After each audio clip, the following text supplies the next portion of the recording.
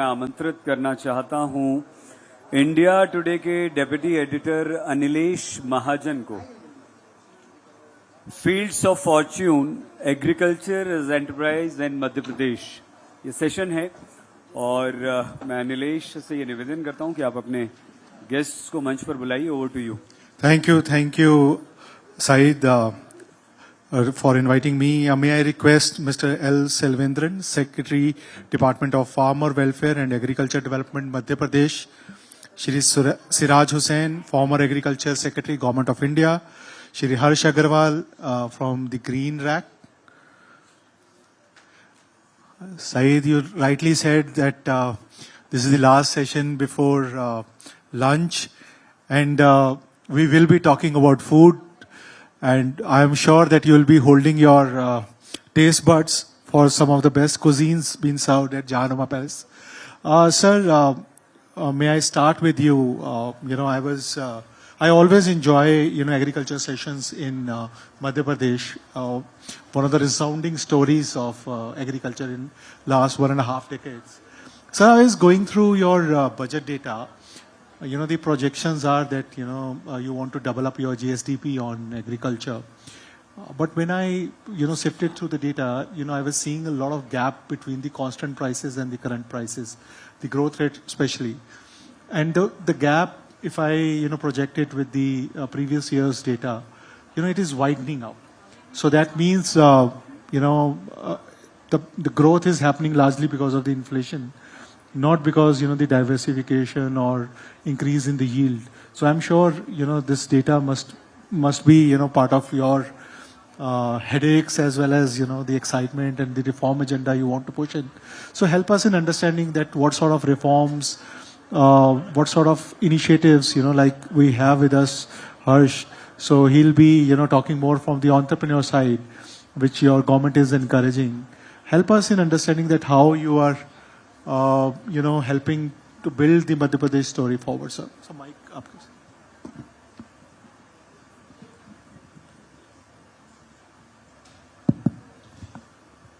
Good afternoon.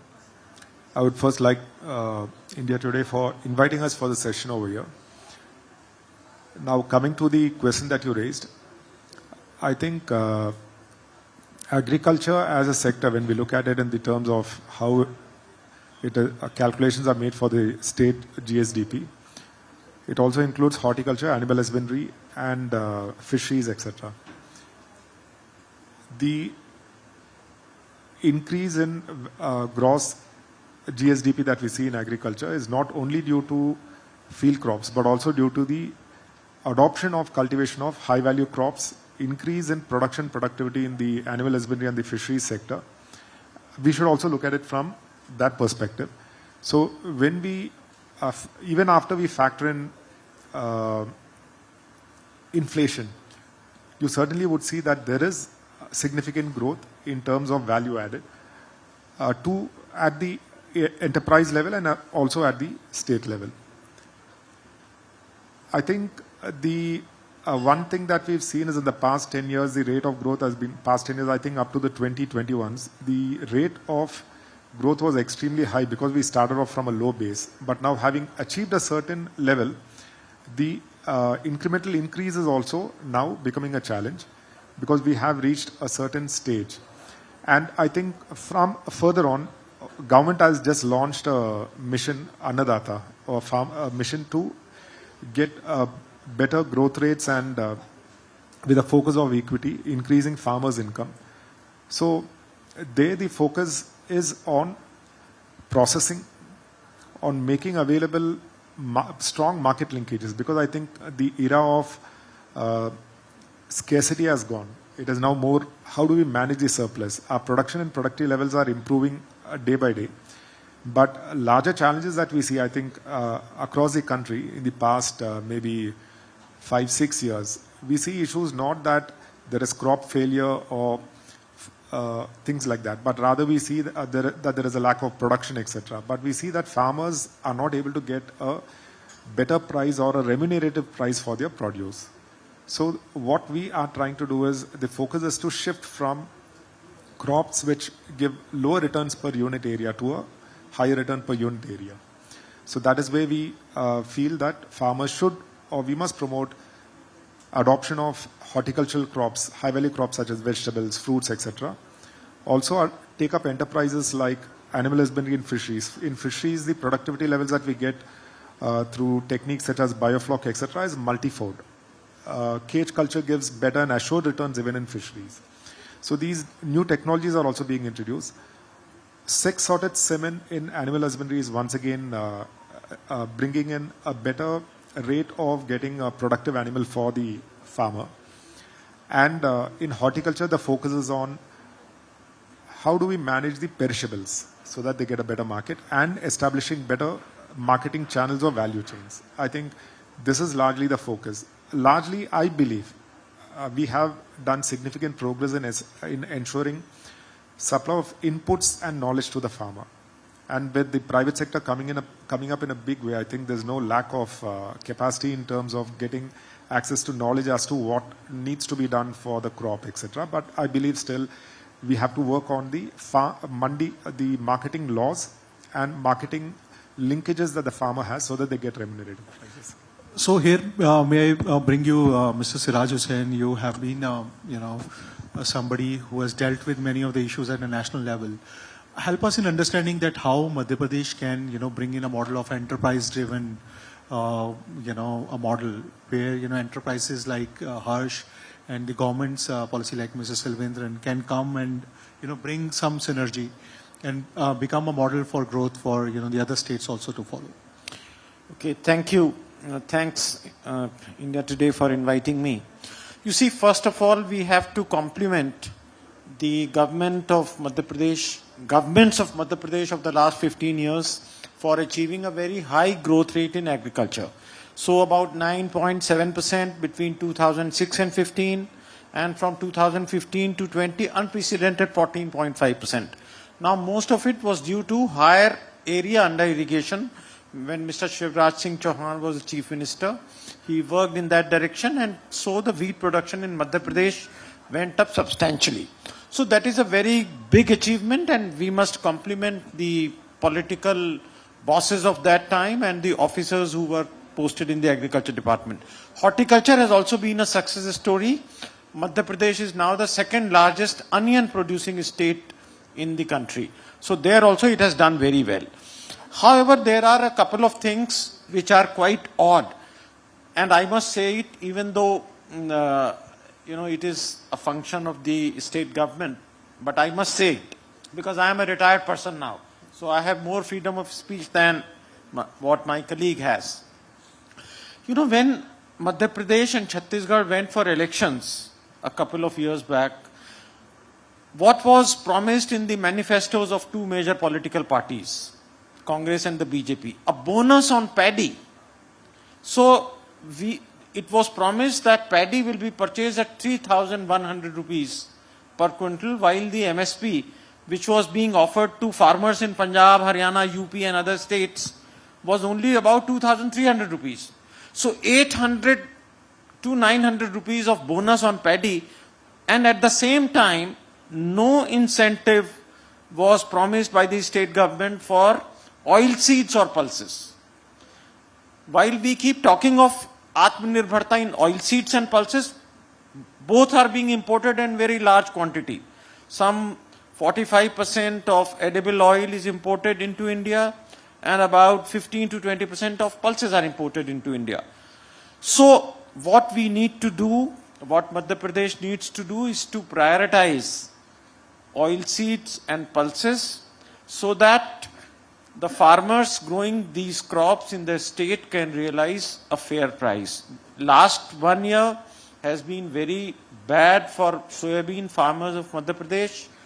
The MSP is 4,892 per quintal. The farmers have been receiving about 4,000 rupees per quintal. And Mr. Ravindran, the Principal Secretary Agriculture, knows it very well that there is a genuine fear that this year the farmers of soybean may switch to other crops. For all you know, they may switch over to paddy. And there is one more thing, sir, for the editors of India Today. On the one hand, our farmers did not get the MSP in Madhya Pradesh, also in Maharashtra. On the other hand, the US is pushing very hard for exporting soybean to India. And because China is the largest importer of US soybean. Some 70% of US soybean is exported to China. Now China will not be taking soybean from US, so they want India to take it. But American soybean is genetically modified. Indian soybean is not genetically modified. So our government would be facing a lot of pressure there. The third point is for you, sir. Madhya Pradesh has done a good job in keeping the market fee low as compared to Punjab and Haryana, etc. But there are some anomalies here, for which have been pointed out to me by a very seasoned officer of Madhya Pradesh cadre, Mr. Pravesh Sharma, who has been my colleague in a career. He has written a very detailed paper on agriculture, with which I was also associated, not as an author, but as a colleague. So, if a soybean processor in Madhya Pradesh brings soybean sir, from I will come Maharashtra, back to soybean later, because you have already given us some food for thought. Maybe we can have a small view from Mr. Selvendran, that how he is prioritizing the oil seeds vis-a-vis, the commitment already given by the political masters, and how is he trying to balance things out. Then, we can come back to the soybean side. Mr. Selvendran. The Government of India has a very big focus on promoting pulses and oil seeds. And I believe promotion of pulses is a much more easier task than oil seeds. Because in oil seeds, MP, the major oil seed is soybean. It is done at around 5.6 million hectares per year. 5.6 to 6 million hectares. But the good thing about... So just a sec. Ma'am, excuse me, you are disturbing the whole conference. If you have to discuss something very important, there is a speaker's lounge, you can use that. So, when it comes to promotion of oil seeds in MP, we've been pretty successful in promotion of oil seeds other than soybean. So the area under groundnut, the area under mustard has improved quite significantly. And in fact, mustard is replacing wheat in many areas of Madhya Pradesh. And the reason is that the prices are remunerative for both these crops. But when it comes to soybean, we are not competitive at an international level. That is a very big discussion to have.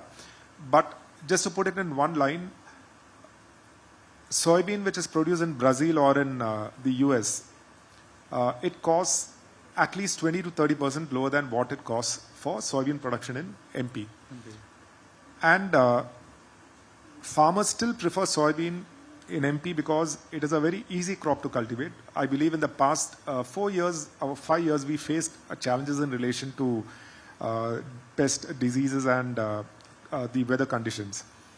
Last year, it was, I think, because of the price that the soybean farmer couldn't receive, they didn't receive a decent price last year. I think it was because 2019 there was a damage to the entire crop and the import duty was removed. So a lot of soybean was imported and the import duty was never raised. And now when production levels have come up to the normal situation, the pre-2018, I think now once again the import duty has been raised. Since the import duty has been raised this year, there would be, I believe, the price that a farmer receives would be decent. But another challenge is that ethanol policy and maize is more remunerative than soybean. I think this is one more reason why a lot of people have switched on from soybean to maize. Right. This year we'll see how it works out, because maize we've seen that it is normally not cultivated in Rabi, but this year our area under maize and Rabi has almost tripled. Okay, so if we can now bring, Harsh, we have already talked about some grains, oil seeds and pulses. Let's bring the more nutritious part, the fruits and vegetables. Harsh, you have been selling both to the government-backed APMC mandis as well as to retailers directly. How do you see the experiences, and what is your throwback that, what sort of benefits you see? Madhya Pradesh is amongst very few states which allows, vegetable and fruits manufacturers to sell outside APMC mandi as well. So what is your experience? The thing that with the mandis is what I've been selling. Initially when I started selling to mandis, and what I realized that there was a lot of price variation in selling your product, and the whole price variation was decided by the middlemen over there. And for that also they charge a lot. They're charging, I think, somewhere about 10%. So what I decided that rather I should have my own brand and do something with the quality products that I sell to, like Big Basket, Best Price, and have my own clients which I sell to. And that's how I'm getting away with mandis rather, and making it my own stuff. So, do you also face, the mandi fees and other things while, selling your produce or, to your customers? What is the scenario like? Mandi fees is not there for selling your product, but I think it's for the buying the product from the mandis. But where the Just to commission? intervene, if you sell outside the mandi, if you purchase outside the mandi, there is no mandi fees. But if you purchase the material in the mandi premise, there is a mandi fee. That is why he was. So, mandi fees is for the buyer, not for the seller. Not for the seller, it's for the buyer. So another thing which me and Harsh were discussing was about the digitalization and the penetration of the e-Nam and those type of things. Earlier in the morning we had a session with about dairy and animal husbandry thing. So there also the digitalization and the digital payment system was discussed, and Madhya Pradesh is still far from both of these digital products, e-Nam as well as the digitalization of the entire process. So where are we heading? What is the reform agenda, and where do you think that in next few years things would be? Actually, when the farm laws were enacted by the union government, there was a lot of excitement that now agriculture marketing, agriculture trade would become free, India will become one market and so on. But unfortunately, once the laws were repealed by the union government, the states could have taken them forward because it is a state subject. Nobody is preventing any state from liberalizing or making India one market and so on. So I was wanting to give an example. If a soybean processor in Madhya Pradesh purchases soybean or mustard or any other commodity from Maharashtra, now mandi fee or APMC charges have been paid in Maharashtra, he brings it to Madhya Pradesh, it is again payable here. So there is nothing like GST for agriculture. Similarly, within Madhya Pradesh, if a trader wants to purchase a commodity from, let us say, 5 markets, he has to take an endorsement from all 5 markets. So there is a lot more marketing liberalization which is needed within the state without depending on the union government. There are many things. I am not going into the details, but one last thing I would like to mention is that for the last 3 years, India Today editors may like to consider writing on this. For the last 3 years, the future trading in agricultural commodities has remained suspended.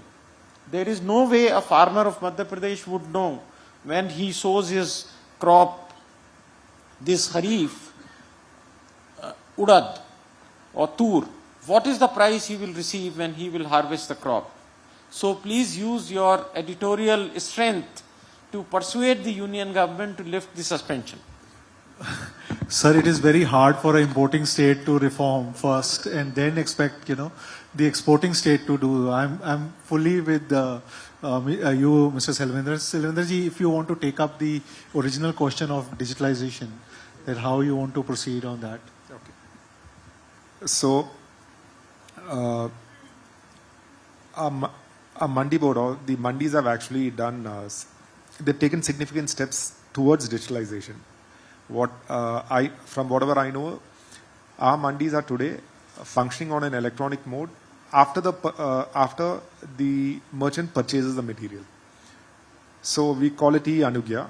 That is a trader, once he purchases the material, he has to pay mandi tax, and then he gets a receipt based on which he can transport his material.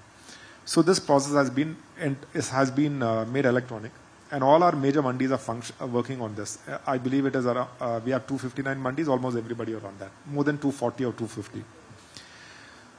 When it comes to the next question is when it comes to why can't we use e-Nam. I think e-Nam has been a wonderful intervention in terms of giving us a technological solution for enabling market transactions. But the governance model associated with it, we still need to improve it. We have ENAM, we are a part of ENAM, but even if a farmer puts his material on ENAM, the takers for it are much lower. What we have understood is that we need to build up certain governance standards, like basically one, who certifies the quality, who certifies the lot size and the weight of it. What is a price discovery mechanism? I think that we have ENAM certainly has it. But what are the standards? Like different mandis or different states would have different qualities for the same produce. And lastly, how do we ensure that the transaction or the contract is honored and the dispute resolution mechanism? So these things we are trying to put in place this year. By modernizing our mandis, we've taken up a special project where mandis would get modernized for processing facilities, an assaying facility, a third-party certification, and an arbitrator who would try to enforce contracts along with the logistics part. Primarily, most of it would be done by the private sector.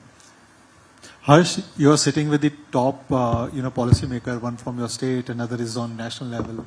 So, the last word is with you.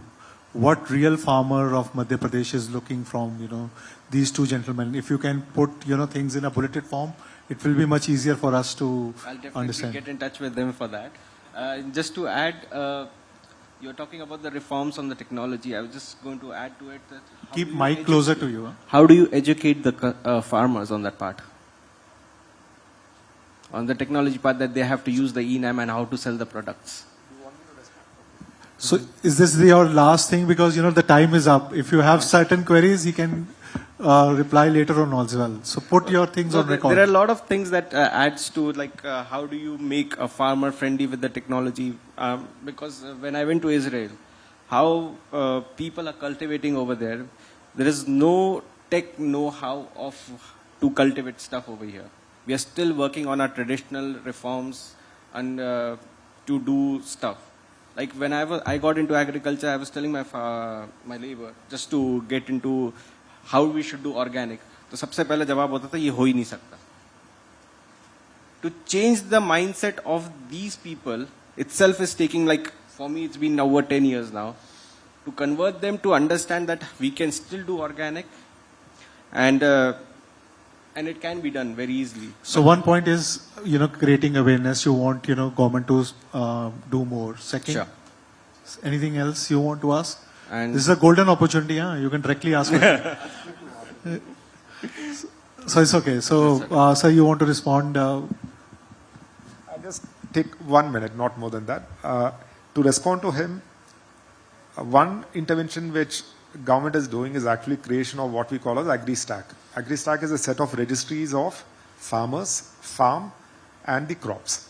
So this data would actually help people like him to reach out to farmers and provide different services. It could be extension. That is, how do we educate farmers? So there are small paid services or even free services which farmers are taking. Quite a lot of them are using it.